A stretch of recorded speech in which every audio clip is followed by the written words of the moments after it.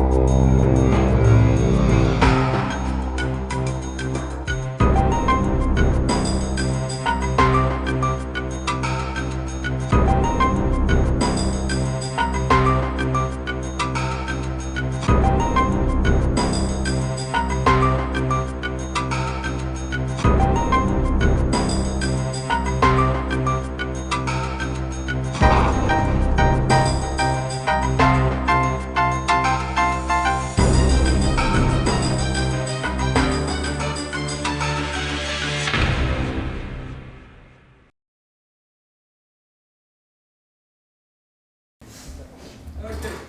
la réunion à 8h23, 27. Et voilà.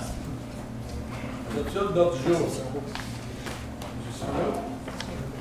L'autre jour, souhaitais adopter quelques entrées tout en acceptant que l'item 9.3B a été retiré pour la discussion à la réunion de la session. Secondaire. M. Zad. Question? Tout le monde en savoir? Merci. Dialogue efficace. Merci. 4. 1. Présentation par M. Chris Carrier. Carrier, am I saying right? Yes. Chris Carrier from Firemark in regards to the indemnification technology services. There you go, it's all yours. Mr. Mayor, I'd like to introduce Chris Carrier. He's no stranger to the council proceeding. He was councillor for 3 terms and mayor for 1 term in Collingwood. Collingwood, that's the rich corner. And now he's got a presentation on how we can make recover some costs on the fire on our fire costs. Thank you and welcome. Thank you very much, Mayor Jordan. Council, it's a pleasure for me to be here today. I apologize my presentation is English. I have one that's been translated into French, and I hope I've done it accurately for you. Firemark has been recovered for a number of municipal fire departments across Ontario, Saskatchewan, and Alberta for the last 4 years. Our largest client is the City of Kitchener with a population of 235,000, and our smallest client is the town of Moonbeam up by Kapuskasing with less than 1,000 people. City of Cornwall, your neighbor, has just become a recent client just in the last few weeks, and we're anxious to start recovering for them. Oops. Sorry. Your property insurance policies, almost all policies in the country include a section for fire department service charges. It's under the additional coverage section of the policy, but we have approximately 230 insurance companies operating in Ontario, so I can't tell you what the coverages are for each specific property until I know what the insurance company that we're dealing with.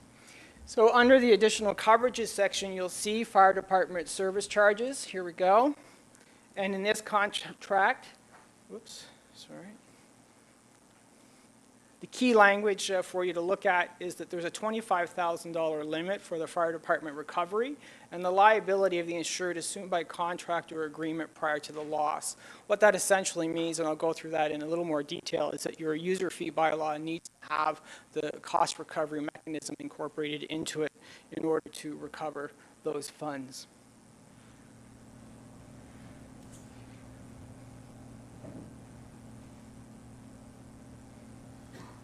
You'll see a lot of policies across the country that have only $1,000 coverage, but it's $1,000 of coverage that you didn't have before. And once again, the language says that it's for charges for which the insured is legally responsible. So as a level of government, we create bylaws. That is the key for unlocking the insurance contract and able to recover the funds. So what is indemnification technology? Essentially, there is our legal definition, and the language for you is that we're maximizing the billing opportunity on behalf of fire departments by invoicing insurance companies. So in my presentation, I want to be absolutely clear to you that we are invoicing and recovering from insurance companies. We are not recovering the funds from the policy holder. We're not asking the policy holder to write us a check. The check will come from the insurance company in trust to us, and then we return the funds to you. So how does it work? Essentially what we're asking is that you modify your user fee bylaw. This is the user fee bylaw for the City of North Bay. And what we ask is that you put indemnification technology into your bylaw, and then we can supply wording for the fire service as to the best wording that will merge with your current bylaw. So most of our clients have the current MTO rate plus personnel cost plus any additional cost to the municipality.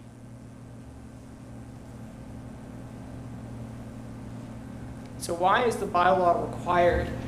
Pierre and I were talking about this earlier today, just to emphasize, while insurance contracts do technically allow you to look back 12 months to 24 months, depending on the contract, most modern contracts are written with language that they'll, if there's a legal requirement to pay. So unless that user fee bylaw is in place, it's unlikely that you can actually look back and recover the funds. We ask, much like you do with your municipal auditor, that you appoint us by bylaw. It's a lot easier when dealing with the insurance company that we say to them, here's the bylaw number so-and-so that allows us to act as your representative in the recovery of these funds, instead of sending them a 15 or 16-page contract. Our contract with you is public. We're happy to send it to the insurance company, but one page is a lot easier than 16. Process is essentially designed that we did not want to create any extra work for the fire service. So when the trucks roll to an incident, when they return, what is completed already by the fire service is what they call a standard incident report. We want a copy of that report, and then we will move forward with that. We will review the insurance policy for that property, not necessarily, I'm not calling the homeowner up and saying I want your policy. We have a database of almost 1,600 policies. What I really would like to know is which company that we're dealing with. And our staff will do with the insurance broker, the insurance adjuster for that insurance company, and we will move that file forward. The monies that we receive go into a trust account. They don't go into our operational funds. And then we, on a quarterly basis, allocate 70% of those funds to you, and we retain 30% for ourselves. In actuality, when the checks come in, we usually release them to the client within 5 to 8 days. We make no income off our trust account, so it's in our best interest to get them to you. Looking online at your budget, your net expenditures for the fire department are $1.6 million. We currently have $18,500 in revenue coming into the fire service. With the indemnification technology, we're saying that you can add an additional $34,000 onto the revenue side of the fire service. I should touch on how we did that. Because of the expertise that our company has with former insurance adjusters who are working for a company, we've got access to a lot of databases. So 5 years ago, before we started operations, it was an academic exercise as to projecting what the revenues would be. 4+ years now of invoicing, we're quite confident that our projections are accurate. Looking at your capital budget, we have a lot of capital expenditures for 2015, $3.5 million. And then your source revenue funding is $50,000 from general revenues, development charges $2 million, and then debt financing almost $1.4 million. If you had typical revenue collection year and you put it in a reserve the prior year, your figure, instead of being $50,000, could have been $15,900. Just trying to illustrate what the impact could be by adding this into the mix of your expenditures. The funds stay within the fire department budget. It stays in for public education campaigns, or, I'm doing both at the same time here, or personnel training, or capital purchases. So they can go to reserve, they can be added to a fire department truck purchase, small equipment, specialized equipment. I'm just gonna go back one here. This is the Meaford Training Center in Meaford, Ontario. Meaford is a client. When they were pouring the concrete for this project, I showed up actually to speak with the chief and drop off a check for $6,000 for the concrete to add to the budget for that, which he was quite pleased because it was a little bit over budget on that project. I'll go through some typical questions that I get asked by most municipal councils. The Municipal Act in Ontario is fairly detailed. In subsection 12, section 12, subsection 391 to 394 allows the municipality to charge user fees. It also allows you to discriminate in the application of a fee. That means you don't have to apply a uniform fee. An easy example is public transit in larger municipalities. Infants are usually ride for free, students ride at one price, middle-aged folks usually pay for the freight, and seniors, of course, always get a discount. When they changed the Municipal Act in 2001, giving you natural persons powers, the act used to be fairly prescriptive. If it didn't say you could do it, then you weren't allowed to do it. Now it has to expressly forbid you to do it, and the test is reasonableness.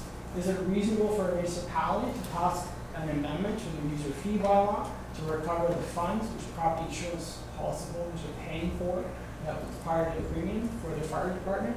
And we say yes. I get this one all the time. My insurance rates will go up as a result of the Fire Mark program. No, it will not. If you have a small incident at your home, if you do not make a claim, we will not make a claim. We are piggybacking on your existing claim as it goes through the process. And there's lots of stuff online. If you go to Google, why do my property insurance rates go up? You find lots and lots of reasons why they do go up. And it's an interesting read. Will the property owners be required to pay a deductible? No, it's expressly deductible exclusionary. Where that's actually a real benefit is for you as a municipality or a significant property owner.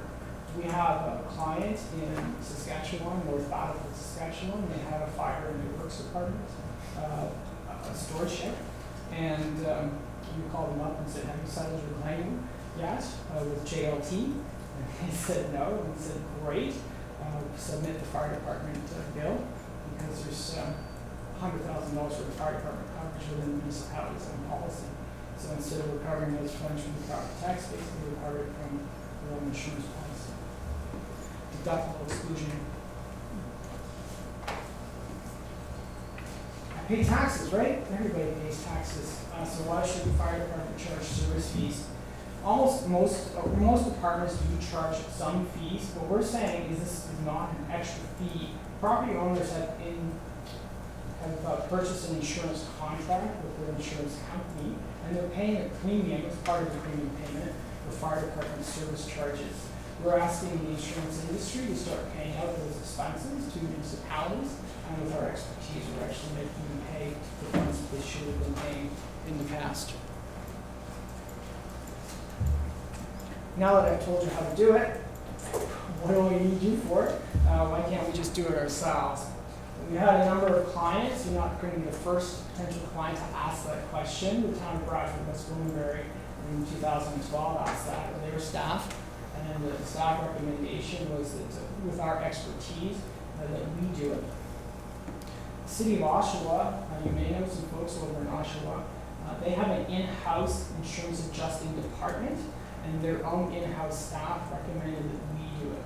Our property expertise is where that's what we do, and the municipalities are the slips and falls legal liability specialists.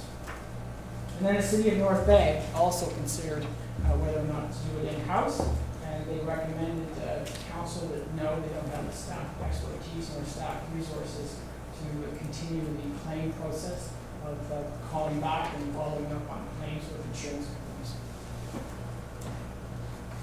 Here are some of Pierre's colleagues across Ontario that we've been quite happy with cover checks for, and it's a lot of fun when you get to drop off a check for municipal fire service. That's it. Merci beaucoup. Any questions that you I have? think Mr. Zant had a question for you. I have a couple actually. I'd like to, it's actually for you, but also for Mrs. Collier. I know it's her expertise in this area, and maybe the fire chief as well. Why would we need, if we do need, to go external to obtain, I guess, more money by filing a claim? Don't we already know how to file claims to collect the money? And would this actually be beneficial to us? The revenue side is definitely beneficial to us, and certainly we don't have any more capacity staff-wise to file these claims. If we do, then we are going to pay a volunteer firefighter to stay and do that work, and then have administrative staff to process these claims. So right now, how much would you say is falling out from us not being able to claim what we should be claiming? I think the chief has done some work there. We don't know exactly how much the insurance coverage is for all the different companies. Like, you know, Fire Marquee deals directly with the companies.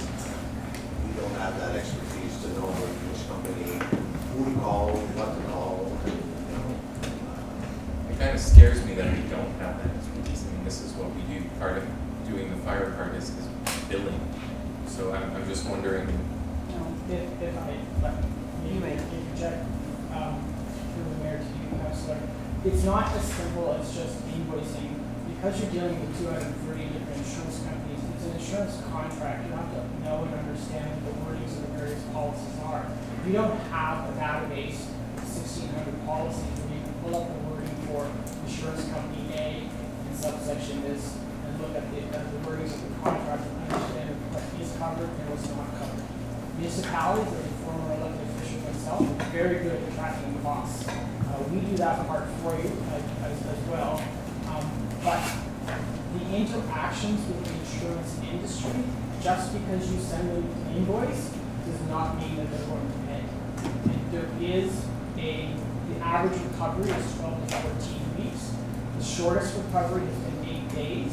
The longest recovery is 22 months and counting. Our most complicated file that we're still working on is with Essa Township. Essa Township is the town of Angus. They have a tornado in 2014. There's 104 properties involved in that claim, and about 43 different insurance companies. So we've recovered approximately 60% of the cost thus far, and we're still working on that. okay, so you're not necessarily 100% successful in retaining and going after, I guess, what would be your ratio of going after the claims, 60, 70? You said for this specific case was about 60%. Generally, Thus far. in a community, 80, 90% that you recover? Or? If you have, I'm just going to say, 20 insurable incidents a year, we're going to be close to 90+% recoverable rates. Not pending major disasters, I'm talking about just a regular. It's our opinion for the town of, or township of Essex, Angus, we're going to recover all their funds incurred by the fire service in response to that tornado. It's just because you're dealing with 43 different insurance companies, the process takes that long. Can I ask one last one? How easy is your, all right, how easy is your contract to break? How ironclad is this if you do it for a couple of 30 years? days notice. It's in our best interest with 444 municipalities to make sure that you are happy with the service that we're providing. We have 54 clients to date, and 4 in Saskatchewan and 1 in Alberta. We've had nobody say, go away. Because you don't talk to one another, we want to make sure you're happy. The dollar figure that I quoted is your portion as well, 44,000. Thank you.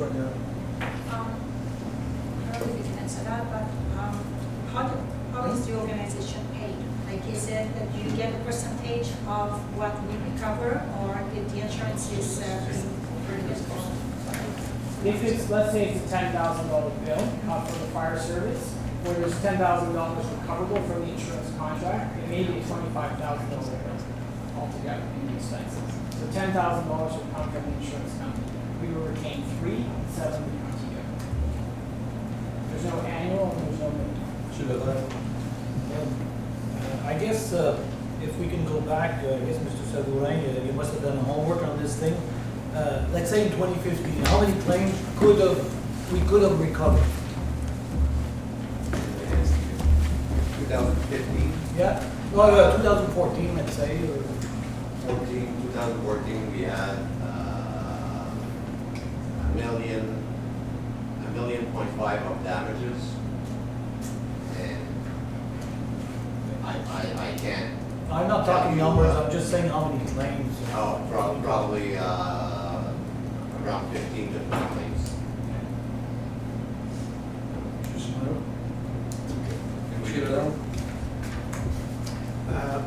You mentioned specifically property owners. How about businesses like industries and stuff like that? Like we have a small industrial park and stuff, and Lord forbid something massive would happen in there. Would that also be part of that, or is it just strictly property owner, like residential property owners? No, all property. All properties properties. is covered by insurance policy. It could be a pipeline. It could be a large utility where a large transformer has been hit. So it just depends on whatever. It also could be a boat. Boats are actually covered by property insurance policies, where of course cars are motor vehicle, nothing to do with motor vehicle. But it just depends on the policy. And then you may have part-time populations that live in recreational properties. It may be their policy in the residents that they live in, let's say Toronto, covers their recreational residents here. Thank you. Let's assume I have a fire at my house. Who's responsible to find out which insurance company is there representing me? Is it our fire department? How does it work? Does the fire department give you a call tomorrow saying, hey, Councillor Simoneau's house burned down last night, let's go after his insurance company? What happens? Standard incident report, it depends on which fire service that we're working with. We usually submit them to us on a monthly basis. So if there's been 2 incidences that month, we'll get 2 standard incident reports. A lot of fire departments, fire chiefs, on the questions that they fill out in the report, you'll know that the property is insured and which insurance company it is. So we will then contact the adjuster for that insurance company in that region, in that area, and we'll deal with it. Okay. Well, thank you very much, Mr. Garrett. Thank you very much. Pleasure doing business with you. And maybe the chief will bring us something later on. Rick? Okay. Suite. Ok. Allez-y. On attend après vous, monsieur Hoffman. Un break de 5 minutes. Pendant qu'il installe ça.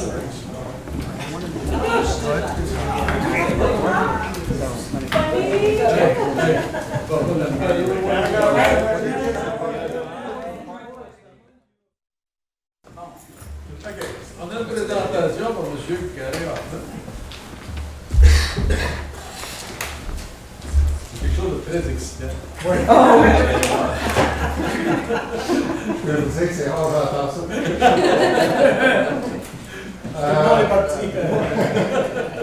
In English, we have a saying, film at 11. I'm sure it's the same in French. That's the exciting part. Allez-y, M. Hoffman. Vous devriez tous avoir reçu, en fait, 2 documents la semaine passée, qui sont les évaluations intégrales administratives de l'exercice terminé le 1er décembre 2014, incluant notre rapport d'éducateur sur ces stuff là. Et aussi, dans un deuxième temps, vous aviez une copie des résultats de la vérification pour le dernier exercice, qui en fait vous présente un peu un retour à ce que vous avez présenté comme plan au mois de janvier, c'est pour ceux qui se rappellent. Mais pour ce soir, je ne pensais pas vous lire les statuts financiers intégrales. Je pensais m'en tenir à, grosso modo, les résultats les plus importants là, que vous voulez avoir.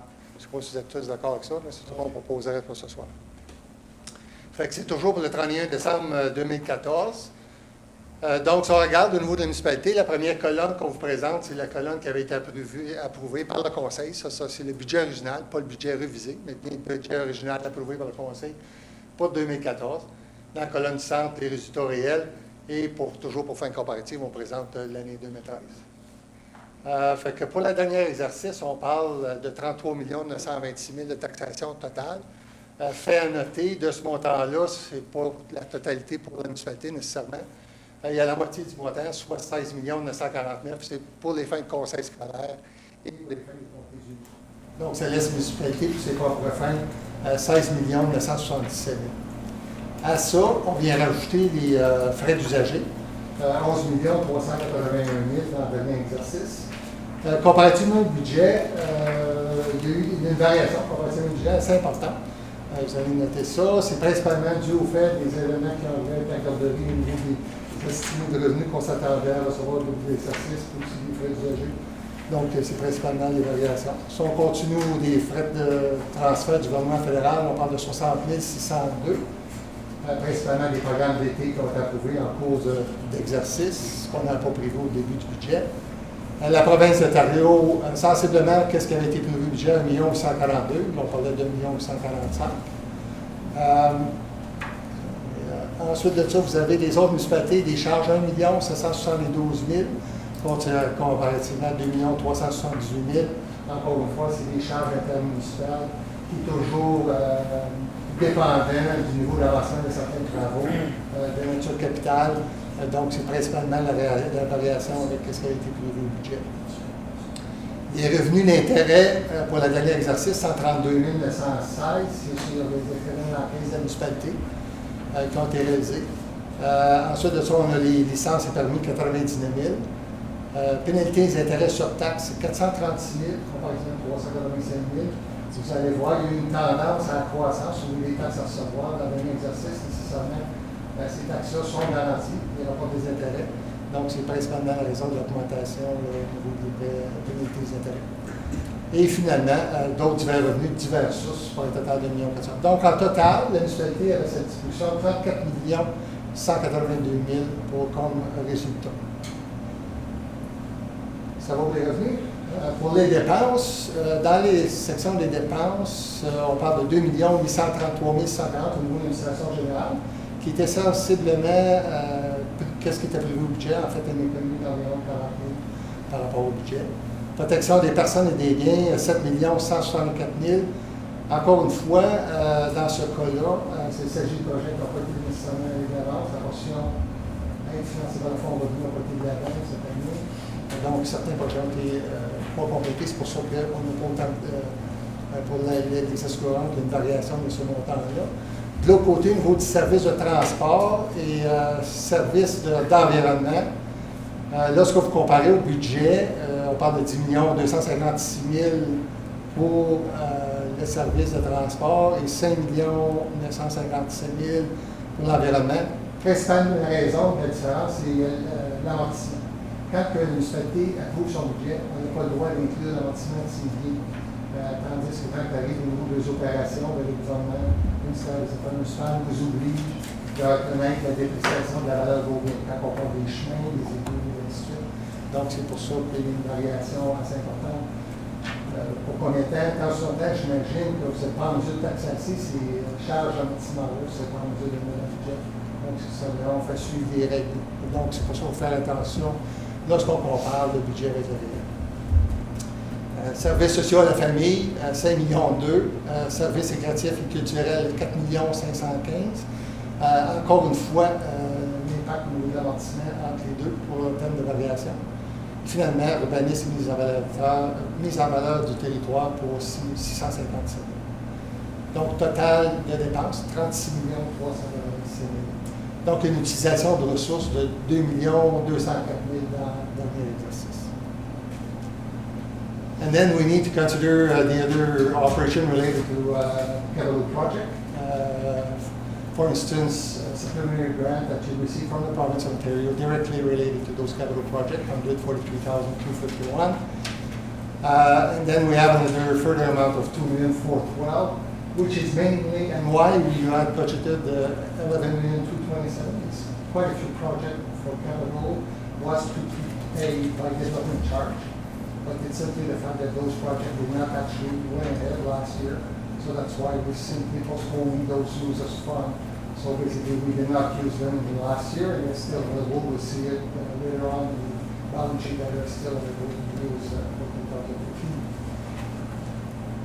And then we have the interest and earned on the reserve and reserve fund for $8,900 for a total other revenue of $2,564,000 last year.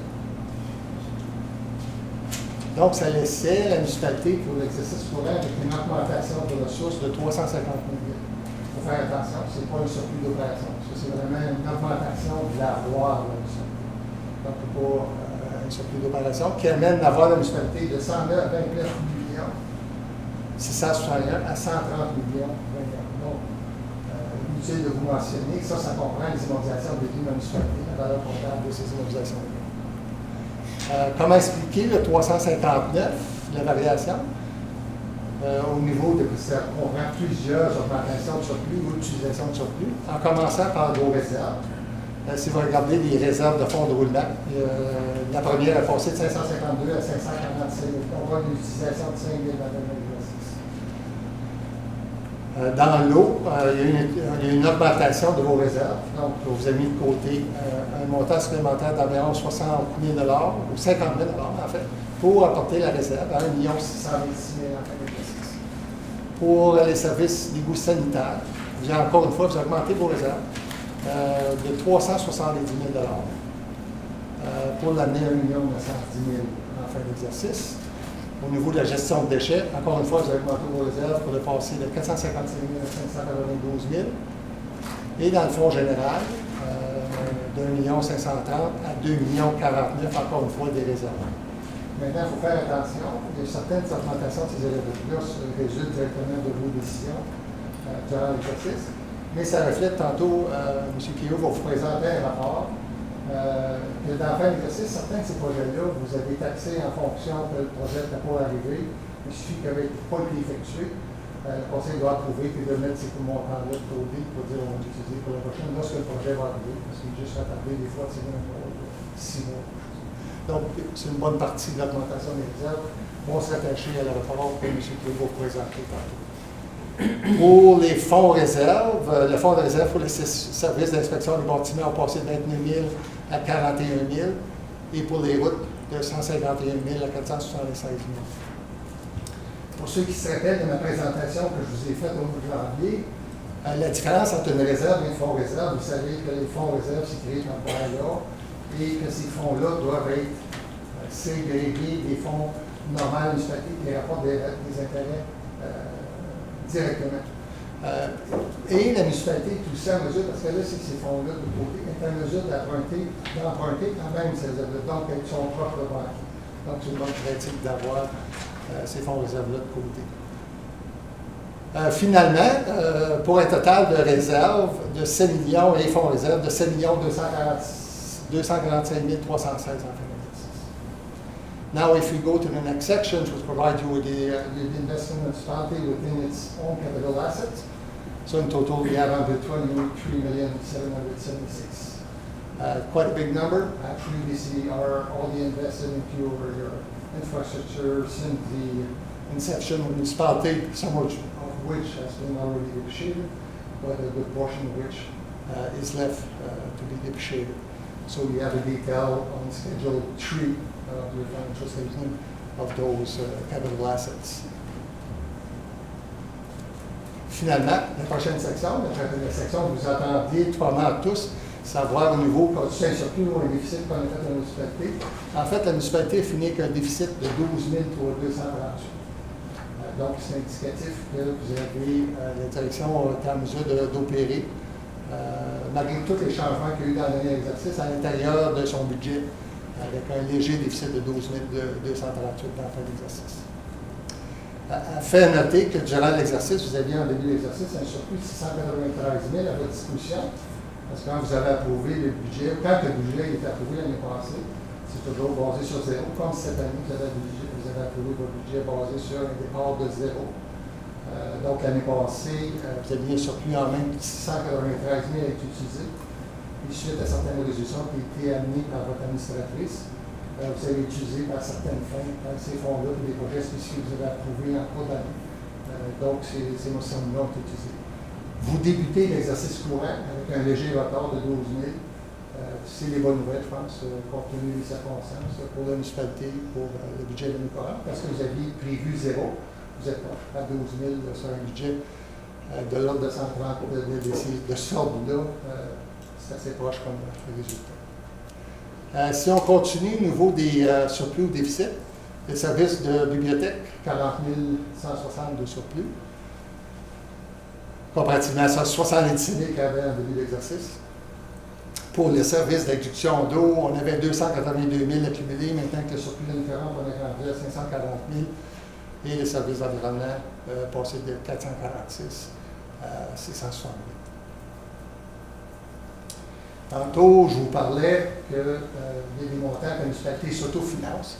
Vous avez des projets d'immobilisation corporelle que maintenant on est rendu à 7 841 000 de déboursés, mais qui n'est pas financé de façon permanente. Donc, on n'a pas été à l'institution financière, on n'a pas fait d'émission de billets pour financer de façon permanente ces sommes-là.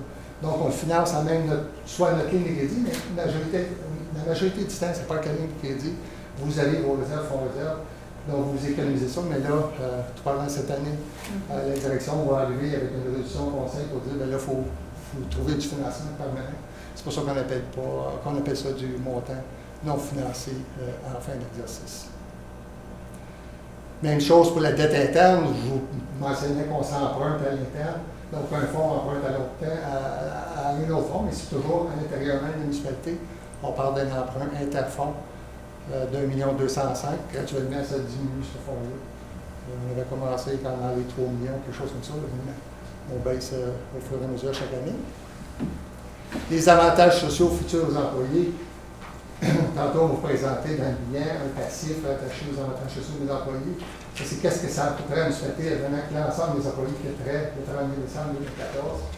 On sait que l'événement ne devrait pas arriver. Donc, le ministère n'exige pas un financement permanent immédiat de ces montants-là. Donc, il y en a 1 563 000 de ces dépenses-là qui ne sont pas financées en date de fin d'exercice. Et finalement, vous avez la dette à long terme de 7 846 846 000. Juste une question sur l'emprunt, les avantages sociaux futurs non financés. Ouais. Il semble avoir 600 000 $, c'est presque 66% de différence. Ça semble être... Oui, il y a des nouvelles exigences qui ont entré en vigueur cette année au niveau des employés, au niveau des avantages sociaux à être reconnus. Donc, on l'a reconnu, nous, la municipalité, puis il n'y a pas d'impact sur le budget complet. Donc, ça, c'est quelque chose qu'on peut être payé à coût de, dépendamment du nombre de départs que vous avez, ça peut être à coût de 20 000, 30 000 chaque année. Mais c'est tout simplement pour respecter les nouvelles obligations de la municipalité. Comme vous avez dit, c'est un montant. J'ai un passif qui est à là l'année passée. Si tout le monde t'achetait dehors, c'est ça que ça coûte. Exactement.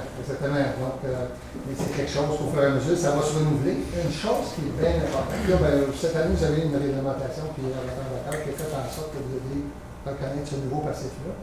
Par exemple, les gens qui ont droit à une couverture au moment de départ, les gens qui vont avoir droit à des comprimés maladie au départ, c'est tous ces éléments-là qu'on vient reconnaître dans ce passif-là. À chaque année, lorsque vous avez un personnel qui vieillit, pas vous dire qu'il vieillisse, mais qui vieillit, votre passif va augmenter nécessairement parce que ça, souvent, c'est correspondant à la masse salariale. Donc, un employé qui faisait année 1 40 000 $, aujourd'hui, il est rendu à 60 000 $. Nécessairement, le passif est attaché à ça.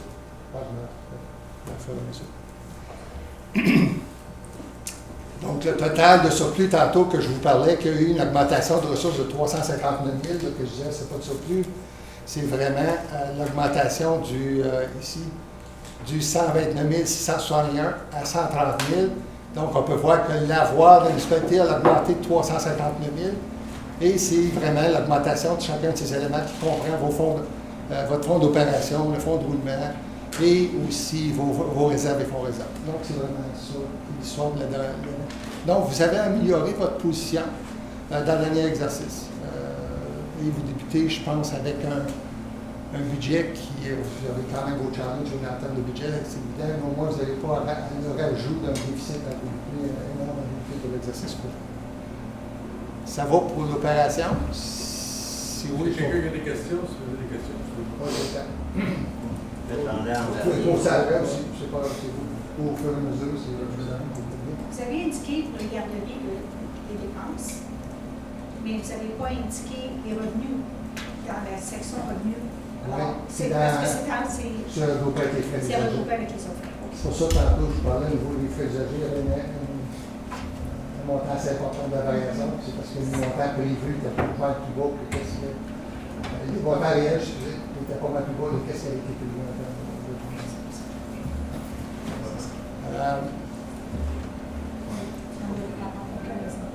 oui, c'est bon. Okay. Vous avez ensuite de ça, vous avez la situation financière. Donc, ça, c'est un portrait de la municipalité. So, this is the picture as of December 31st, 2014. Looking at the assets, so as of December 31st, you stand at 8,208,000 in terms of cash. Tax receivable were at 3,180,000, so that was what I was referring to earlier. And there's a tendency that the amount of tax receivable actually increased from one year to the other. This may be an indication that people have a harder time to pay their tax, but it's not limited to city tariffs. This is a trend that we're seeing all over the country and also in the municipality outside the country.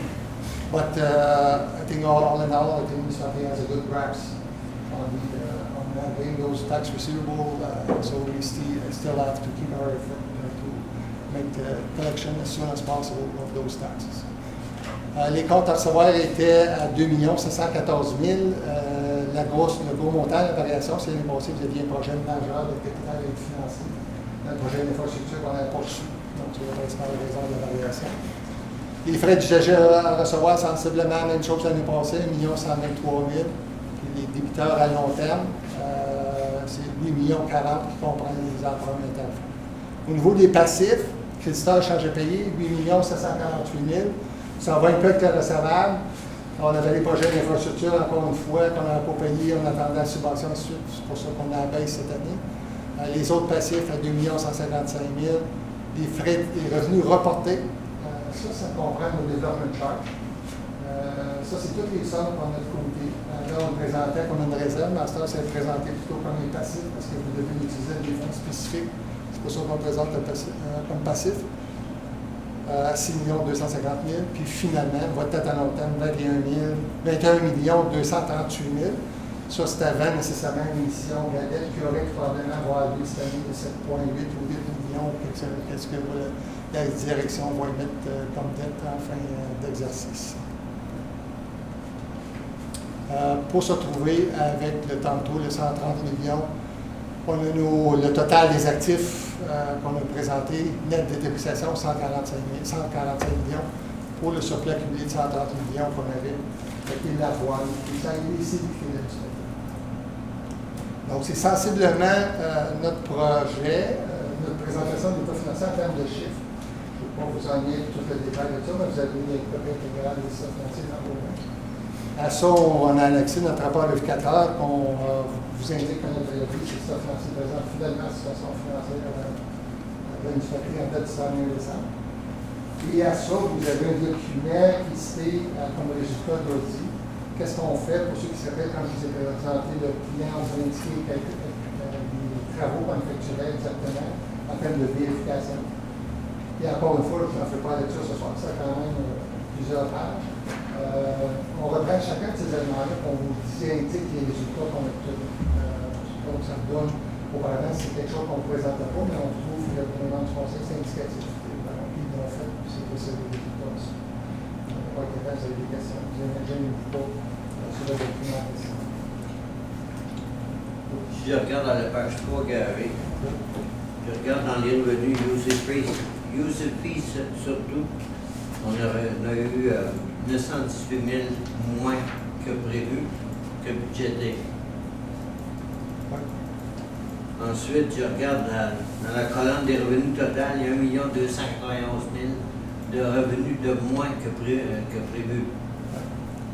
Mais c'est l'autre en bas qui me frappe un petit peu, les dépenses. On a eu 6 137 839 de dépenses de plus. OK. Je vais juste genre. Pour ceux qui veulent se référer, là, j'ai pas la page vraiment, mais je pense que vous avez tous une copie de l'état financier. Je pense que vous avez aussi la copie de l'état financier. La page, là, je vais définir page 20. Je pense que c'est l'état des cédules. Dans les comptes payables. Non, la page 20 de l'état financier. Si vous allez à la page 20 de l'état financier, Oui. j'ai dit 20, pardonnez-moi, peut-être en finissant, des fois, la mémoire est moins bonne.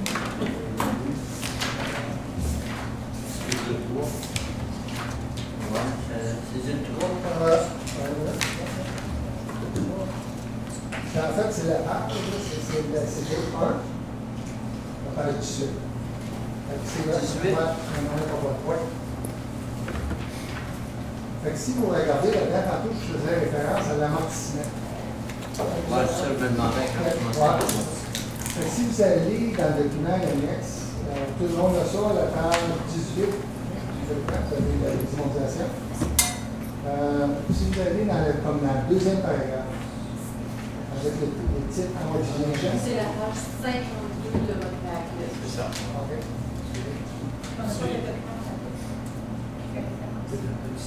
Oh oui. Oui, vous avez Il est tout dans ça. le paquet. Si vous voyez sur le nom, là, ça commence par 183 138, la première colonne. Là. On a land, improvement, tout ça, terrain, ça veut dire. Dans la deuxième section, le beginning material, 1 420 183 138, vous voyez tout ça. Okay. Vous regardez le total de ces dépenses-là pour l'exercice 2014, on parle de 5 885. Vous l'avez, votre 6 millions. C'est l'amortissement. Exactement. C'est ça qu'on va faire. Dans les dépenses, quand on dit on compare, vous avez 36 385 000 comparativement à 30 240 000. De ce 6 millions-là, il y a 5,8 ou 5,9 millions, c'est juste l'amortissement. C'est vraiment proche l'ensemble du budget par rapport à ce qu'elle est de. J'avais la page 14 aussi. Mr. Q? Ça va? I just wanted to remind, culinary council that on August, we're going to be doing the August 31st financial statement at the September council meeting, or probably the committee of the whole, the second committee of the whole. And at that time, we'll also be providing an analysis of the 2014 year-end position. Mr. Hoffman is providing accrual-based information, which, as he just mentioned, includes depreciation, which we don't have in our statements that we provide you monthly, so that's a big difference. The other one, there's also another big difference, which I'll show you in detail in September at the council, is the portion of overheads that are charged. So there's we do charge some of the overheads of the corporate services, staff and costs to the departments. So those are also things that are not budgeted. So they will be causing larger variances in the financial statements, but in the audited financial statements. But in the ones that I present to you, I'll show you, I really take those out because I want to, the fact that we're charging overheads to departments shouldn't cause them to have a bigger increase in their deficit. So we'll talk about that a bit more again in September. So I just wanted to mention that. So the overhead drop will be charged to each Department. That is very good. So that's another reason why they're. Autre question, M. Hoffman? Moi, j'avais la page 14, là. Puis dans le Other Revenue, Others, on avait budgété 92 690. On a eu 652. C'est quoi qu'on a eu de plus, là?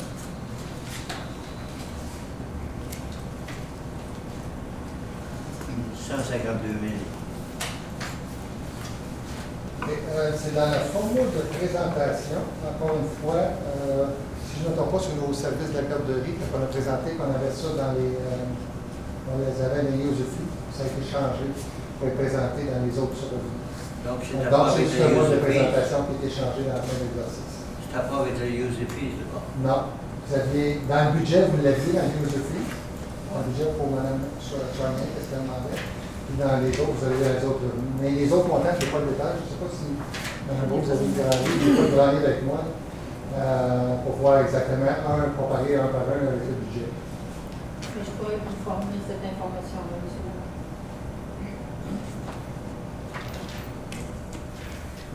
J'ai à la page 22, la dette finance, page 22. Debt finance by long-term receivable. Notre paiement de la dette est-tu 4 45 000? Vous êtes à la page 22. Page 22.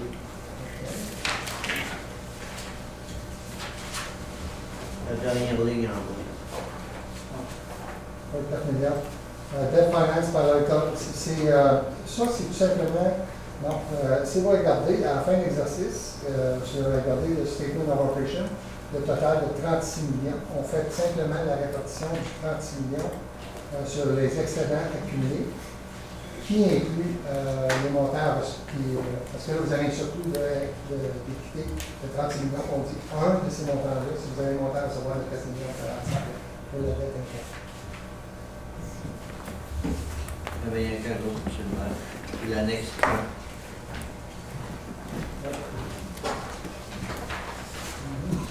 Dans les commentaires. Dans les immunisations? C'est risque d'audit. Oh, OK, ouais. La page 6, Oui. annexe 1. Page 107 dans notre rapport. Oui. Le risque d'audit? Oui. OK, ça, c'est la ségrégation des tâches. La ségrégation des périodes. Bon, ça, justement, ça revient un peu au rapport qu'on vous a présenté, comme M. Théo va vous amener tantôt. C'est que pour une municipalité, c'est bien important, vous avez 30 000 naissances, c'est la démarcation. Une de nos tâches, quand on vient faire la vérification, c'est s'assurer que si vous avez comptabilisé une dépense à une forme de 200 000, nous, on vient s'assurer que la dépense a effectivement lieu avant 30 000 naissances. Si elle n'a pas eu lieu au 30 000 naissances, elle est juste dépensée par après. Donc, on ne peut pas la comptabiliser cette dépense. Là, on présente la direction, mais quand vous avez cette dépense, vous avez dépensé juste en 2015, c'est l'exemple. Donc, c'est important de faire la démarcation parce que vous aviez probablement taxé pour ce 200 000 en 2014. Donc, d'identifier ces sommes-là pour s'assurer qu'ils vont être utilisés, garder de côté, parce que vous avez taxé les gens pour collecter ces sommes-là, vont être utilisés juste en 2015. Est-ce qu'on est obligé de passer un verre là pour le mettre en trust? Oui, c'est ça. C'est exactement ce qu'on va vous arriver ce soir, parce que ces éléments-là ont été faits pendant la préparation des états financiers. Là, ça nous prend comme une résolution genre rétroactive, on va présenter au conseil pour dire, regardez, on va comptabiliser ça, on a un déficit de 12 000 mais ça répète, on aurait pu présenter un surplus de 1 million, je vais arrêter le chiffre, 1,3 million. On se trompe des bases, c'est pas 1,3 million parce qu'il y avait tel projet de dépositaire qui n'a pas été fait. Fait que c'est ça qu'on parle. Un des risques qu'on regarde de dire pour une municipalité qui est bien important, c'est une démarcation parce qu'on taxe nos gens en vertu de projets spécifiques pour s'assurer que c'est fait. Si moi, j'ai pas d'autres questions, il les a répondu dans sa présentation. Parfait, merci. Le transfert, ça va être discuté jeudi soir. Oui. Ça va être amené jeudi soir, vous allez savoir exactement les transferts, tout ça. Oui. À soir, on aura assez fait sur la table. C'est ça, c'est déjà reflété dans l'état financier, puis on veut juste que vous entendez ça. À titre d'exemple, on va dire tel projet, vous avez pensé, bon, il y avait 150 000 prévus, vous avez juste dépensé 62 000, donc on a accordé 90 000 pour l'année prochaine parce que vous l'avez taxé, gens. On demande votre accord, vous êtes d'accord sur ça. M. Hoffman, vous amenez à la page 14 de votre dit, là, regardez, Other Revenue, Total Charges. Probablement, la différence entre vous et moi, je suis ingénieur, quand je fais un transfert, il transfère quelque chose. Vous semblez transférer dans la note 9, il y avait un transfert related to tangible capital assets. Oui. Il y avait budgété 11 205 000, on a fait actuellement 2,3 millions. Ouais. C'est effectivement, c'est parce que ces development charge-là, vous avez dit, regarde, on va aller de l'avant tel projet, Oui. puis on va y payer avec nos development charge. Puis en fait, selon la loi, vous êtes censé faire ça. C'est juste que là, justement, au niveau de la démocratie, pour revenir à M. Lalonde, la question qu'il y avait, quand on a regardé le 30 décembre, on dit que vous n'avez pas fait votre dépense. Il faut s'assurer qu'ils sont encore de development charge. Vous allez les utiliser cette année. C'est pour ça qu'on ne les a pas transférés. Ils sont là, sont disponibles. Donc, on pensait en utiliser 11 millions, mais vous n'avez pas utilisé. Quand on a utilisé 2,3 millions. Exactement. Il va À la rester place, donc. différent de 9 millions. Ouais. Ça, on peut le transférer même si on n'a pas. Non, mais là, cette année, encore une fois, on va refaire l'exercice. Donc, là, vous allez faire vos projets, mais qu'on vienne au 31 décembre, on va dire, OK, vous avez fait vos projets, tout ça, OK, vous avez fait. L'année prochaine, ça va être peut-être. Parce que pas, ça, c'est pas combien de collecter les gens de développement charge ou des développeurs. Ça, c'est vraiment c'est le net, c'est le résultat de ça. Vous accumulez ça, vous mettez ça dans l'impôt, c'est pour des projets spécifiques. Là, on regarde, OK, vous l'avez fait le projet, oui, vous pouvez le prendre en compte. Autre question? Merci beaucoup, M. Harper. Ça fait plaisir. Comme d'habitude, c'était vraiment excitant. Ça fait du bien d'entendre ça. Merci. Prends pas ça trop à cœur. Vous voyez, je pense encore des fois.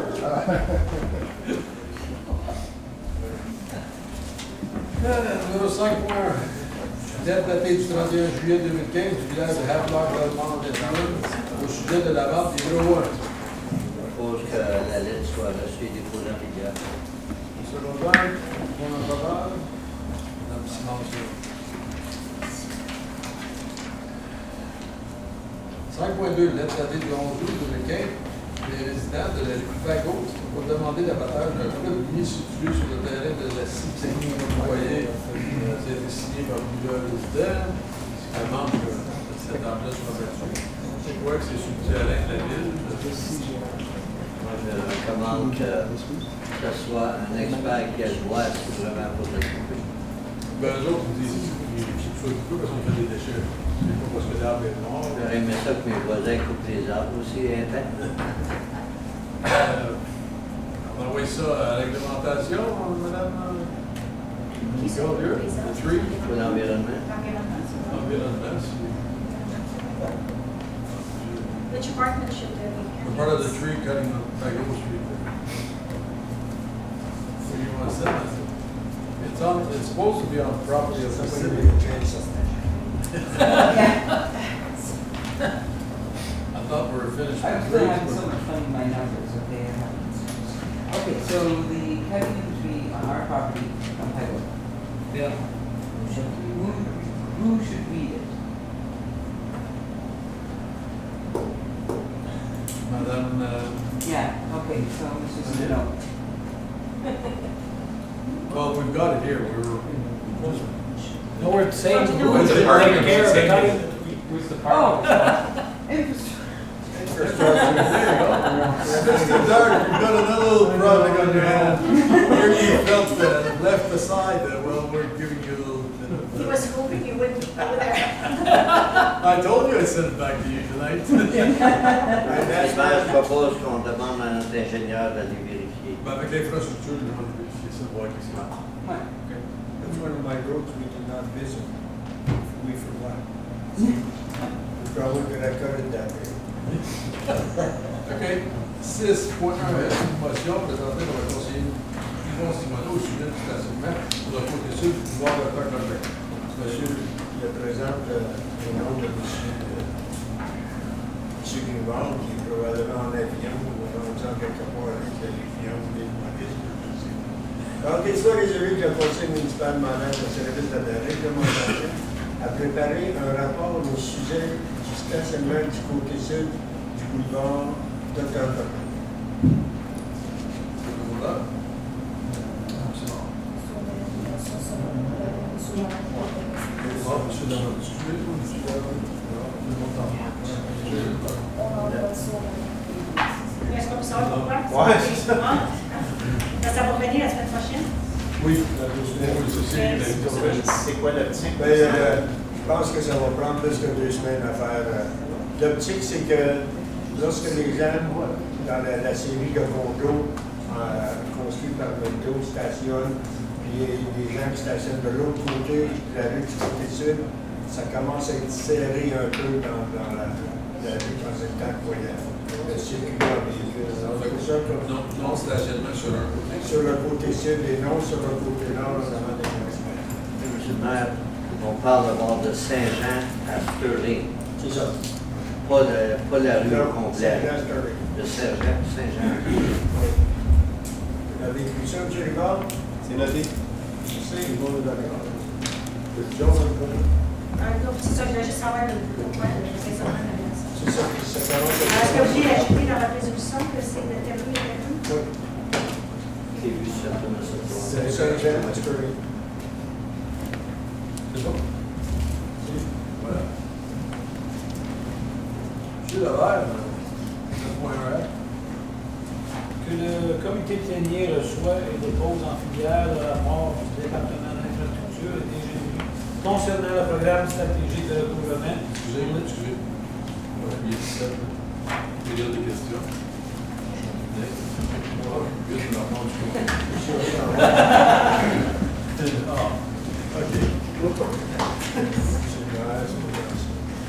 Le conflit terminé. Pierre Archambault, président de la VX7. Juste pour faire attention, on est dans une année d'élection fédérale. En 2006, la population de la Ranch-Parton était à 20 790. Période suite, le recensement a été fait après les élections. En 2011, la population a augmenté à 23 185, selon le recensement. Ça a augmenté depuis, ça c'est certain. On va avoir un recensement possiblement qui va être fait l'an prochain, suite à l'année d'élection. Donc, ma question, est-ce que vous planifiez de réviser la carte des quartiers en fonction du changement démographique qu'il y a eu depuis le changement, depuis la fusion des villages? C'est déjà à l'ordre du jour, M. Archambault. Oh oui. De ce soir? De ce soir. Ok, j'ai mal vu. Merci. 9.4. 9.4. C'est tout. 9.4. Rapport des Côtes Unis, mais je sais que les Côtes Unis étaient là, on a un hameau, mais il n'y a eu aucune discussion pour la 17, parce que le ministre du Transport l'avait mentionné la dernière rencontre, les patients attendent un peu. Il va y avoir une rencontre octobre 17 pour presque sûr à Toronto.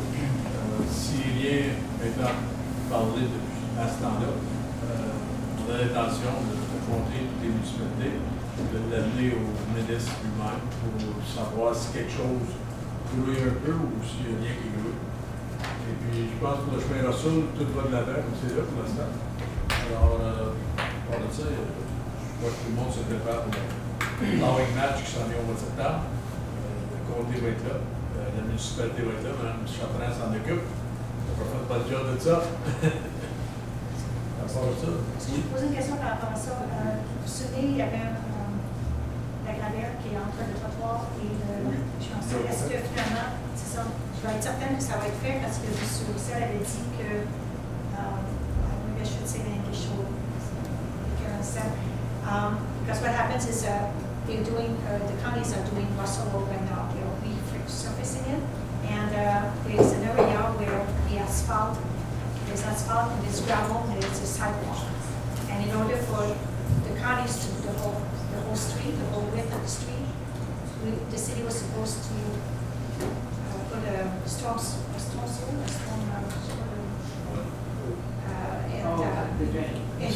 and to drain the water between that in that area. And that was the reason why it was left on gravel when they brought in the water. So I don't know. Mr. Roussel was supposed to coordinate the work so that it would get done before they were ready to do the asphalt. But now the counties have already started working. So we're gonna have to. I can check it out. I'll try it. If you can get it checked out tomorrow, Wednesday I'm going to county, and if it hasn't been done, maybe you can mention to Mr. Clermont. Maybe they get it done before they finish theirs. Yeah. No. Okay. Mr. Mayor, concerning the 17174. Definitely, I think the United Counties has to write a letter to the people that made the presentation at the public hearing that we had, that they were asking me, are you satisfied with the EA that they've done? Definitely not, we're not satisfied.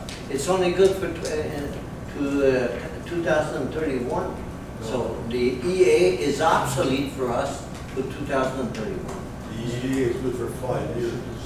Well, they say 7. 7, but by 2031, as you say. So that's why we have to send a letter. Well, the county has to send a letter that they are not satisfied with the EA that was done.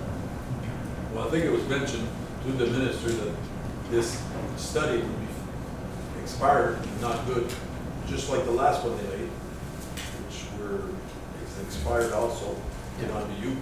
That's the second one. So they've spent $5 million this time for that environmental study. They spent how many millions the last time, Mr. Allen, for the study, the first time? I don't know, but the estimate cost to build it was $123 million. So anyway, there's millions been spent for nothing, absolutely nothing. But at the present time, we have to react on that we have to let them know that we are not ready to accept the EA that was presented. No, It's good for the training, but not for us. Monsieur le maire, certains citoyens, moi-même, nous avons approché pour avoir une lumière pour permettre l'éclairage à gauche au point de vue 17. J'ai déjà fait, monsieur, j'ai mentionné M. Clermont la dernière réunion que Merci parce beaucoup. qu'on avait une réunion de comité d'infrastructure, puis ça a été mentionné et mis en note. Bonjour. Alors, cette fois-ci, on rentre à 9 points. Rapport des services. Que le comité plénier reçoit et dépose en filière le rapport du département d'infrastructure et d'ingénierie concernant le programme stratégique de recouvrement pour les routes sectionnées au sein de la municipalité. Did you want to say a little something on this scratch and code program, Mr. Mayor? Since it's your baby, I figured I really enjoy reading it. Yes. I think it's a good thing. And the cost, don't worry about that. Okay, I'll try to speak now. No, I think most of what I wanted to say is contained in the report. I'm not going to say to you that it's the be-all and the end-all in terms of overlay strategies, but as I indicated in the report, it's a bridging strategy. It allows you to avoid a lot of maintenance costs, particularly patching on roads that are in really, really rough shape. And it provides a benefit to the residents as well. You create a smooth driving surface. It'll fill in irregularities in the cross section, but longitudinally, if your road, does the dips and dive, you're still going to have that afterwards. But it's a smooth transition. I think the benefit in it, though, is it allows you to hopefully, and the experience I know in the county was that where they thought they were going to get 5 years out of the strategy, they were getting closer to 10 years on it. And to me, any rehab strategy that gives you 10 years is a good one. And it's not as costly. We did I had staff do a little research with the county here, and I think the pulverized and paved option is about $120,000 per kilometer versus the scratch coat, which is going to be around $55-60. So it's a good strategy. I think you have a lot of roads in the municipality here that would be conducive to that. You wouldn't put it into an urban cross section with curbs not necessarily, but there's a lot of roads that have that rural cross section. You might even consider it on some roads that have ironworks in there. But it allows you, as I say, to start putting money aside for a more intensive strategy down the road, and yet it benefits the public. So I thought I'd present it to you. There's photos in the report. I don't know how well they came up in your report. But the section of the road in the foreground is the before, and then you can see the after. You're gonna see cracks reflect through. It's not gonna adjust fix your base or whatnot, but it gives you a relatively smooth road. Certainly compared to a lot of the roads that I've seen, this would be a great strategy. So I put it to you that when we start to develop multi-year programs, that probably should be a strategy we give serious consideration to, because you can do a lot more kilometers with the dollar that you've got if you do a strategy like that. So One of the places I thought would be a good place to try would be the old Highway 17, from where the ferry road is, because that's where our line starts. The other side is county. And since we did get $456,000 for the next 4 years, especially from that road, we could do a pilot test of maybe 1 kilometer on that road to see how it comes out. But I leave it up to you, and I think the residents there. It's a road that's used a lot by bicycles and stuff, because it's a nice scenic road, and it should be fixed along the river and all this. Should that? Just wondering when we were actually saying we're receiving and filing this, is we're not even going to entertain the idea. Is that, because usually when we file things away, it's like, thank you very much, and take care. I'd like to take that a little further. I can think, like, if I'm looking at Schweiz-Lac, or if I'm even looking at. Yeah, but wait, we have to have a good base here. You can't, like, if we don't have a good base here, we're. I understand. I'm just throwing ideas out, but yeah, Mr. Darch and I had discussed even like Wood Street being an example of a road that is completely destroyed by Yeah, but this is the patch on top of the road. No, it's we've got to have a base underneath there. Your ideal road candidate for this should have a reasonable base. I think Old 17, Farmer Highway, the base is good. The traffic volumes that are on it are modest. You know, they're in that 12 to 1,400 vehicles a day, which is good. Those are sort of your candidate type projects for something like this. That's why we were looking at Old 17. It's an old highway, which has usually a good base on it, and it would be solid underneath. As a pilot, if it does work good, then we can bring a company in to give us advice on how bad we can go for the roads that we want in the future. When we were discussing this, we had thrown around Wood Street as an example when we were talking about the scratch plate. Did you have time to go and have a look at this? No, I haven't had a chance yet, but I will. I mean, there's a lot of candidates. There's a lot, and I'm just throwing that out because I know that one is. I remember asking Mr. Rigaud to actually put traffic calming devices on that street, and when he actually traveled, he said, I think the road itself is a traffic calming device. That's how bad it is. So we've got quite a few of those. Yeah, I think that every word have some streets that are, that are important, and that would have to base figures for something. But my preoccupation is if we need to fix it, like do we still just use a cold patch, or how do we fix it after 5 years, 6 years, if there is a. How do you fix the scratch? The scratch, yes. Well, if it's put down properly, functions well, you should be fairly maintenance-free, and I say fairly, for that 5, 7, 10 years, in the extreme. So, because a lot of the roads that I think are good candidates is where you're doing a lot of patching, and I think you see in the graph that's in the report, you can see where the county at that time was putting a lot of money into patching. Patching frustrates staff, it frustrates council, and it frustrates residents because it just doesn't last. So when you put down this thin lift, then all of a sudden you've got a road that's relatively maintenance free for a few years. It gradually comes back. I'm not saying it's going away.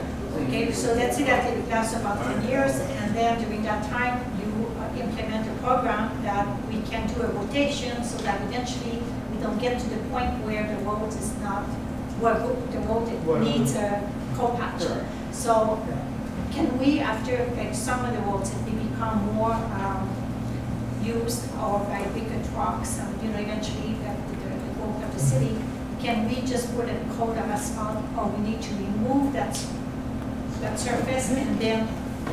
Depends on its condition. Okay. I mean, if you look at some of those photos, I mean, there's some of them that they've been down 6, 7 years. One of them, I think, was 21 years, but that was the anomaly in that group. But you'll get the cracking reflect through in your pavement. Yeah, but the fact that there was no base to begin with, no base, well, you won't create the same base as you would do if you put asphalt.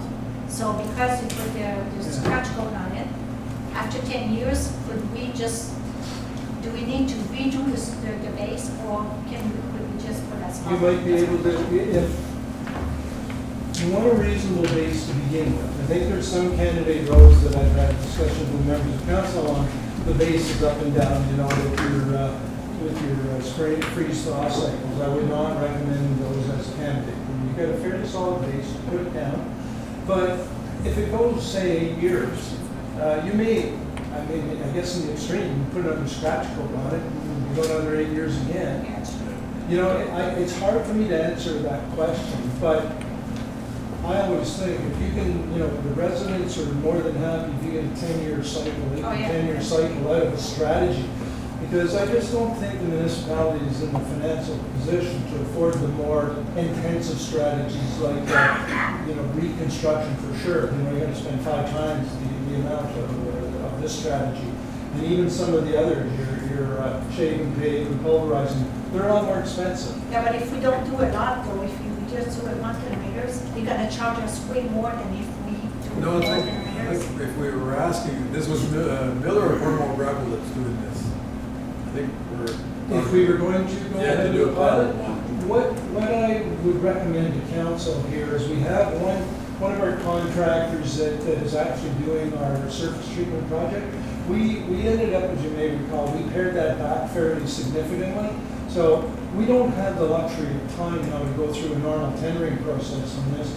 I would recommend that we approach the contractor and say, we would like to try this program, go over to the road that we're considering, ask them if they're good with it. And because they've got to use their paving machine on these roads that are, you know, they're a little uneven in places. But I know, for example, Miller's was involved with the county's program. They did it there. I would imagine the contract, if we approached, say, Cornwall Gravel on one of our projects and said, we can add this to your contract, are you interested? I would think you're going to get a positive response. We want the same price, we're not gonna go for, if he says, well, 100-something thousand, well, no. If the price is within 55, Yeah, and if they know 65. that we can get it, then we Yeah. can shoot more. Because we wanna see how it works, and that way, all have a good idea, we can go check it out after that.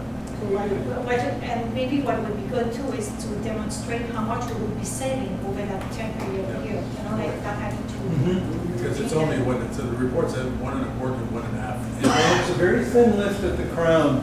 But it's still Obviously, as you know, your cross section, if you got rutting in that, you're going to get more asphalt in those areas. But it's a good product. At the end of the day, it's smooth, and that's where your motorists assess I guess how adequate a road is by its riding comfort. They're not necessarily caring about how many cracks you've got in it, but they want a nice smooth driving surface, and that's what they'll Mr. Mayor, can we receive and not file away? No, maybe Mr. Dart can look into with the companies, see if they are interested, and we can get it done. I could do that and bring back a report at the next meeting if that's your. Yes. We have to change the resolution. Look at funding source. Yes. Rob, you're Squeeze between you. Your holidays are over. 2017. Money does grow trees. Okay, 9.2, so visit of management.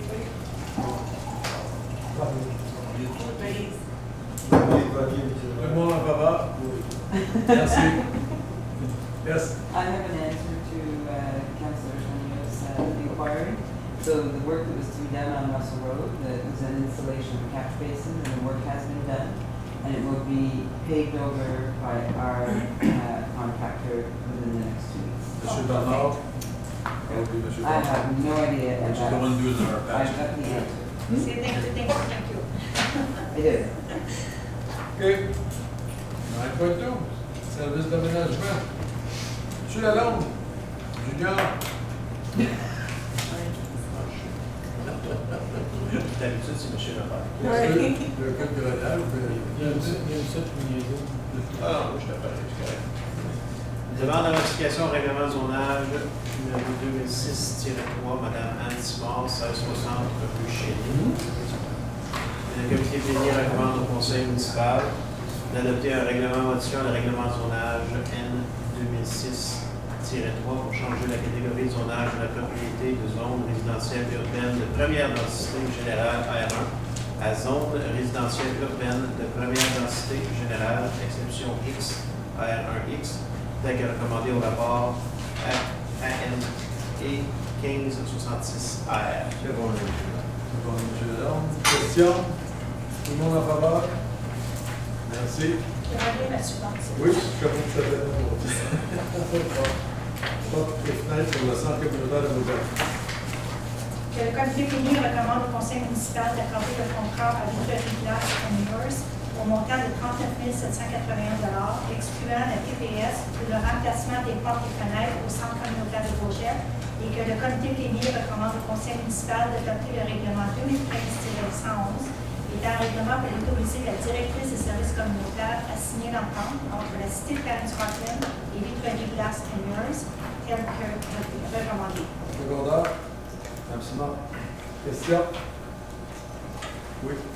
Pas nécessairement une question, musulman, mais c'est important à noter que notre amie Mme Chouanière, tantôt, avait mentionné concernant un certain monument francophone que quand c'est des fonds utilisés par la ville de Clarence-Franklin, ce serait un monument de Clarence-Franklin. Je me demande si les fonds utilisés publics vont pour le centre communautaire de Clarence-Franklin ou le centre communautaire de Beauvais.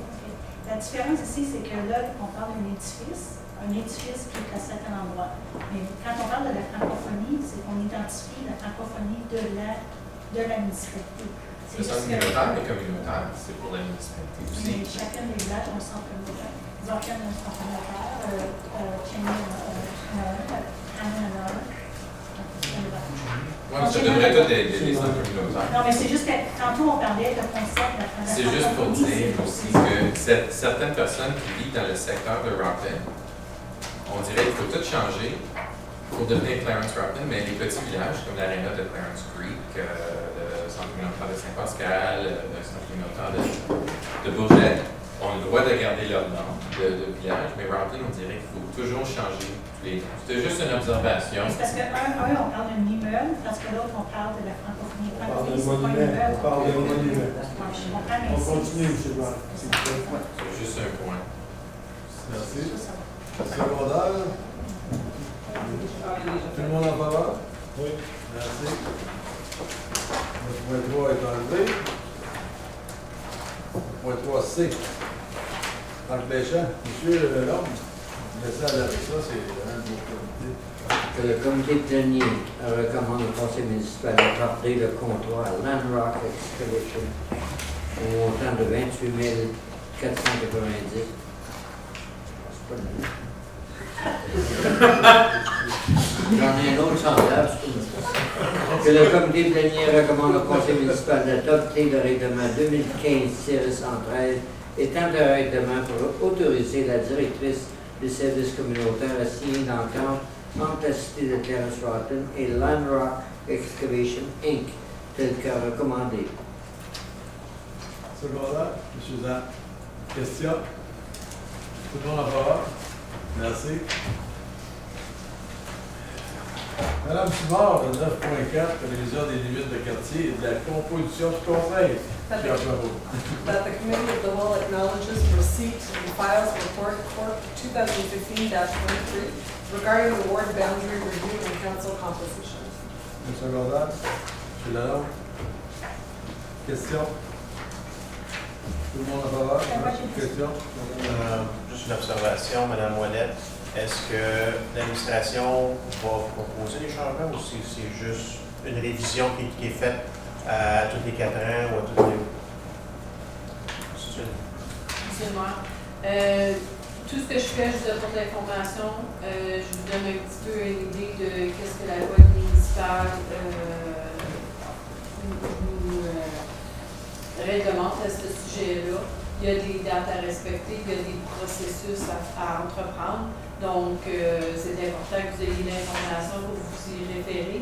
si il y a un des membres du conseil qui veut proposer qu'on fasse une petite, j'apporte un rapport un petit peu plus détaillé du processus puis des coûts que ça pourrait encourir, qu'on peut encourir si on pense à travers du processus, je peux le faire, mais je tiens à vous donner l'information avant qu'on arrive à la dernière minute où vous passez, on voudrait réviser. C'est ça, je me demandais de pourquoi vous apportez ça. Est-ce que c'est parce qu'il y a eu des demandes ou est-ce que non, pas nécessairement? C'est une question d'information. Juste pour attirer la question, on voulait faire Je pense que qu'il pour y a des rencontrer limites, les il échéances. faut que ce soit avant les limites. Avant les échéances. Monsieur Lalonde. Moi, je recommanderais qu'il y ait un comité de mise en place de 3 personnes minimum avec une employée municipale. Mais je pense que c'est son rôle.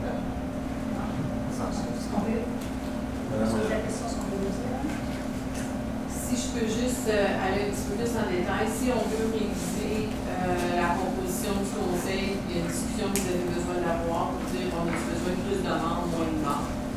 Fait que ça, c'est assez facile. Ensuite, si on veut réviser les frontières des work boundaries, à ce moment-là, ça prend vraiment une étude. Il faut retourner et refaire une étude parce que les lignes de quartier se dessinent avec soit des rues, des cours d'eau. Tu sais, comme il y a toute une méthode d'aller faire la redistribution des quartiers. Donc, il faut le réétudier. Donc, on regarde des coûts. Je ne sais pas exactement quel coût. Je n'ai pas été jusqu'à aller chercher les coûts, comment ça coûterait, si on peut le faire à l'interne, si on a les ressources. Je ne crois pas qu'on ait les ressources à l'interne. Donc, peut-être quand viendra les discussions budgétaires aussi, ça pourrait être sujet de discussion. Vous avez dit tantôt, ça serait important de faire ça avant, soit autant à votre avis, autant c'est qu'un an. Bien, Ça continue à changer, il y a des développements qui montent. Exactement. Aujourd'hui, dans 3 ans. Oui, à mon opinion, ça prend à peu près 1 an pour faire l'étude et tout ça, adopter le règlement. Ensuite, il y a un processus d'appel. Donc, s'il y a un processus d'appel, ben là, on vient retirer probablement de Peut-être que 6 c'est à une chose 9 d'attendre mois. qu'on aille au prochain budget, pas celui de cette année, mais l'année prochaine, puis s'informer quel coût qu'on va être pris avec pour faire l'étude même, avant d'aller avec ça, pour savoir quelle sorte de coût qu'on regarde. Parce que, après tout, il ne faut pas oublier qu'on est un des plus gros conseils dans la municipalité, dans le comté. Russell, ils sont 5. Le maire et 4 conseillers.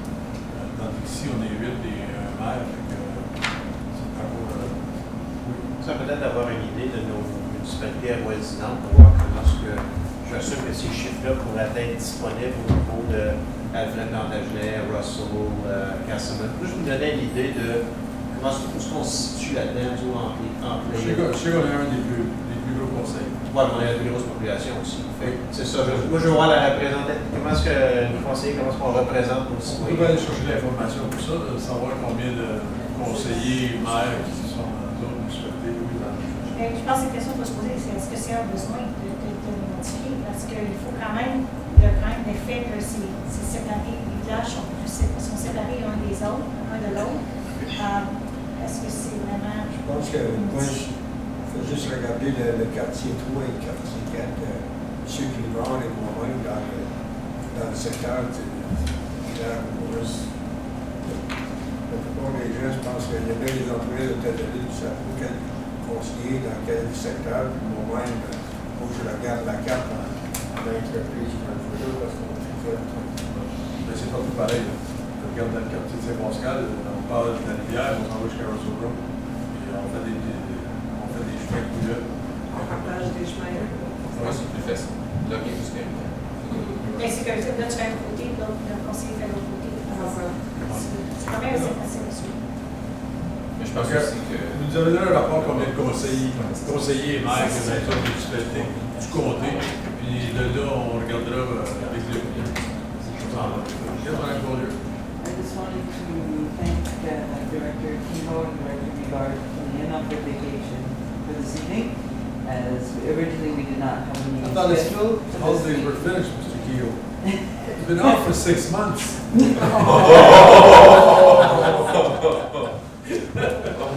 Somehow it doesn't feel like it. Yes, thank you very much, gentlemen. Question au département ou au ministère? Ben, j'aurais une question à Mme Collier. Oh, gentlemen. Tout le monde en faveur qu'on aille chercher l'information de la grandeur des conseils de municipalité de communauté. Le nombre de voteurs par quartier ici, ça serait important. Madame Collier, Madame Bélanger. OK, dans le conflit ça. Pour le peu de changement de population qu'on a présentement, on n'a pas une grosse croissance de population. Pour moi, c'est l'énergie. Je pense qu'on attend une autre année, on va être plus proche de savoir si ça a agrandi ou s'il y a des nécessités. Comme j'allais dire, j'ai dit à Mme Chouanière, ça serait une différence de 3000 personnes par quartier, on dirait oui, mais c'est une différence d'une centaine. Puis je sais que la différence entre peut-être 700 du quartier 4 au quartier 2, mais je ne crois pas que c'est assez gros pour mériter une recherche. Pas du tout, mais ça c'est juste mon avis. Si je regarde quartier 6, quartier 4, quand on parle quand même de 600 personnes de différence. 781 dans le quartier 6. Oui, mais tu on ne vas pas diviser d'un petit village pour rentrer dans un autre. N'oubliez pas que le quartier 6, c'est le plus grand quartier que la municipalité. On a du village. Bon, ben, pourquoi on va aller chercher les montants de conseillers maires dans les municipalités de presque 300, puis de là, on décidera d'autres choses. Tout le monde en faveur? Merci. Autre thème, monsieur Simon. Madame Collier, Madame Bélanger, je comprends que vous êtes très occupés avec tous les changements qu'il y a eu, mais où en sommes-nous rendus avec le sentier sur la subdivision Verdon? Le propriétaire du terrain, je ne sais pas pourquoi il m'appelle, parce que je n'ai rien à faire avec lui, moi, mais il m'a dit que M. Verdon n'a jamais communiqué avec. Ça fait quand même un mois et demi parce que le bois, on veut juste savoir où est-ce qu'on Est-ce que je peux vous donner un petit peu d'informations? J'avais rencontré M. Verdon avec vite fait avec M. Michaud. M. Verdon est pris le cancer de pancréas. Je suis d'accord, c'est une compagnie. Oui, je sais. L'affaire, c'est qu'il était supposé de venir avec un offre pour le sentier ou un arrangement de la sorte. Je ne sais pas si ça a été fait, je pense pas. Bien qu'on peut rappeler M. Verdon, lui demander qu'est-ce qu'il y en est de la discussion qu'il y a eu avec M. Michaud, s'il va de l'avant ou non, s'il a informé les conseillers. Merci. Autre question? OK. Ajournement à 10h05.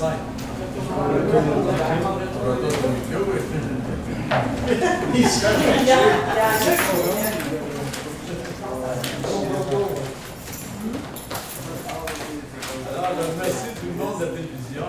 Retour dans le vidéo. Et puis, il va y avoir des décisions qui vont être faites en arrière, des informations qui vont être faites à l'aide, mais surtout des réductions. Alors, vraiment, on peut dire que la session est fermée et finie. Bonsoir à tout le monde. Good evening, everybody. Thank you very much.